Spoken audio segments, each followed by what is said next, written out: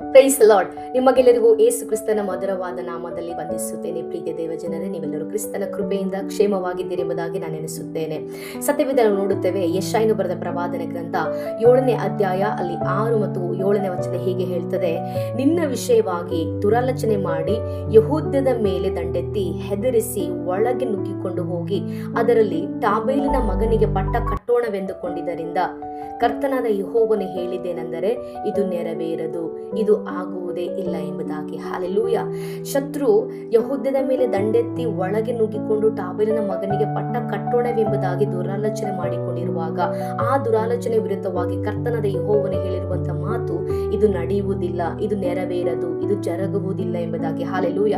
ಇವತ್ತು ನಿಮ್ಮ ವಿಷಯವಾಗಿ, ನಿಮ್ಮ ಕುಟುಂಬದ ವಿಷಯವಾಗಿ, ನಿಮ್ಮ ಮಕ್ಕಳ ಭವಿಷ್ಯದ ವಿಷಯವಾಗಿ, ನಿಮ್ಮ ಆಸ್ತಿ ಅಂತಸ್ತಿನ ವಿಷಯವಾಗಿ, ನಿಮಗಿರುವಂತಹ ಆರೋಗ್ಯದ ವಿಷಯವಾಗಿ, ನಿಮಗಿರುವಂತಹ ಉತ್ತಮವಾದ ಜೀವನದ ವಿಷಯವಾಗಿ, ನಿಮ್ಮ ಗಂಡ ಹೆಂಡತಿಯ ಮಧ್ಯದಲ್ಲಿರುವಂತಹ ಪ್ರೀತಿ ಸಂಬಂಧದ ವಿಷಯವಾಗಿ, ಇವತ್ತು ಶತ್ರು ಯಾವ್ಯಾವ ಭಾಗದಲ್ಲಿ ನಿಮ್ಮ ಕುಟುಂಬದ ಒಳಗಡೆ, ನಿಮ್ಮ ಜೀವನದಲ್ಲಿ ನುಗ್ಗಿ ನಿಮ್ಮನ್ನ ಹೆದರಿಸಿ ಹಾಳು ಮಾಡಬೇಕೆಂಬುದಾಗಿ ಯಾವ್ಯಾವ ದುರಾಲೋಚನೆಗಳನ್ನು ಮಾಡಿಕೊಂಡಿದ್ದಾನೋ ಆ ದುರಾಲೋಚನೆಗಳ ವಿರುದ್ಧವಾಗಿ ಕರ್ತನಾದ ಯೆಹೋವನು ಹೇಳುವಂತ ಮಾತು, ಅದು ನೆರವೇರದು.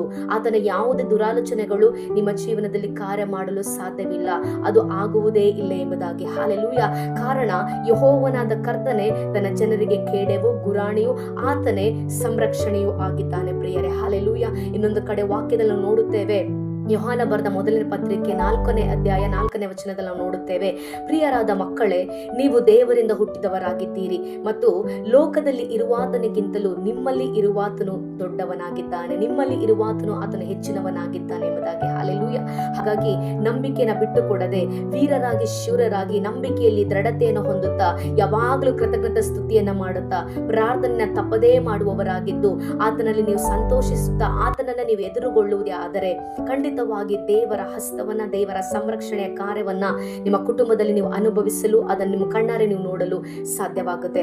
ವಾಕ್ಯದಲ್ಲಿ ಹೇಳುವ ಪ್ರಕಾರವೇ ಕರ್ತನಾದ ಯೆಹೋವನೇ ಹೀಗೆ ಹೇಳ್ತಾ ಇದ್ದಾನೆ: ಶತ್ರು ಮಾಡಿಕೊಂಡಿರುವಂತಹ ಯಾವುದೇ ದುರಾಲೋಚನೆಗಳು ನಿನ್ನ ಕುಟುಂಬದಲ್ಲಾಗಲಿ, ನಿನ್ನ ಮಕ್ಕಳ ಜೀವನದಲ್ಲಾಗಲಿ, ನಿನ್ನ ಕೈ ಕೆಲಸದಲ್ಲಾಗಲಿ, ನಿನ್ನ ಉದ್ಯೋಗದಲ್ಲಾಗಲಿ, ನಿನ್ನ ಬಿಸ್ನೆಸ್ ಅಲ್ಲಾಗಲಿ, ನಿನಗಿರುವಂತಹ ಯಾವುದೇ ಆಸ್ತಿ ಅಂತಸ್ತಿನಲ್ಲಿ ಶತ್ರು ತನ್ನ ಕಾರ್ಯವನ್ನ, ತನ್ನ ಕುಯುಕ್ತಿಯನ್ನ ಮಾಡಲು ಸಾಧ್ಯವಿಲ್ಲ. ಕಾರಣ ಲೋಕದಲ್ಲಿ ಇರುವಾತನಿಗಿಂತಲೂ ನಿನ್ನಲ್ಲಿ ಇರುವಾತನು ದೊಡ್ಡವನು, ಆತನು ಹೆಚ್ಚಿನವನಾಗಿದ್ದಾನೆ.